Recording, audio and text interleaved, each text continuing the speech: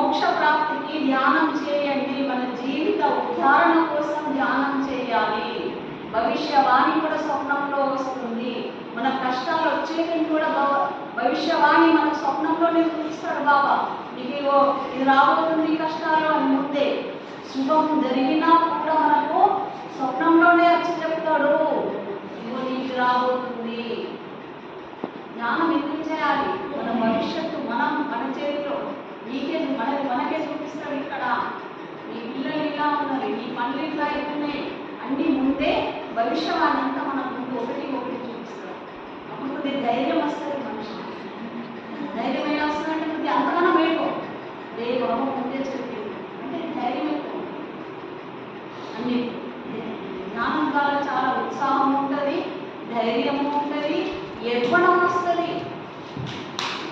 40 ఏళ్ళు ఉంటే 30 ఏళ్ళు 20 ఏళ్ళలాగానే ఉండొచ్చు ధ్యానం ద్వారా. అంతటి యోగులు సంవత్సరాలు బతికింది ధ్యానం ద్వారా. చాలా తొందరగా వృద్ధాప్యం రాదు. ధ్యానం చేసిన వాళ్ళకు చేయని వాళ్ళకు బాగా భేదం ఉంటుంది. ఈ కాలంలో సాక్షాత్ శ్రీకృష్ణుడి మరో రూపమైనటువంటి సంత్ ఫులాది బాబా గారు ఉన్నారు. ఇది త్రికాల సత్యం. బాబా శ్రీకృష్ణుని అవతారం. ఆనాడు శ్రీకృష్ణుడు అవతరించి జ్ఞానోపదేశుడు భగవద్గీత తయారైంది. ఒక అర్జునుడికే కాదు, అందరికీ అది తయారైంది. యదా యదా హి ధర్మస్య గ్లానిర్భవతి భారత అభ్యుత్థానమధర్మస్య తదాత్మానం సృజామ్యహం.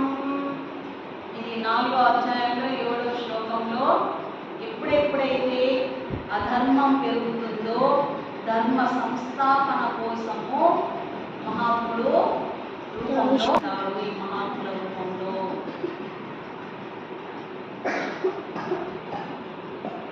శ్రీ సంత్ ఫులాది బాబా ఎవరై ఉన్నారు? మరి బాబా ఎవరై ఉన్నారు ఆలోచించండి అంటున్నాడు. ఇక్కడ ఎవరు ఇంత పెద్ద భారతదేశం అంతా కార్యాలు చేసాడు. బట్టి ఇట్లా బాబా ఇట్లా చూస్తేనే మన ధ్యానం కలిగిపోతుంది. ఇట్లా అస్తం పెడితేనే తల మీద తల నొప్పి ఎంత ఇట్లా పెద్ద సంచెక్కున్న బరువున్నా కూడా బాధలన్నీ తొలగిపోతుండే. అంతటి అనుభవం భక్తులకైంది. ఎంత వాళ్ళు మా మేడం మార్గదర్శనం చేసుకోమని ఇట్లా బాబా ఇట్లా పెట్టింది, అంతా నొప్పి పోయింది, ఎట్లా అయిపోయింది, ఏ డాక్టర్ దగ్గర పోలేదు.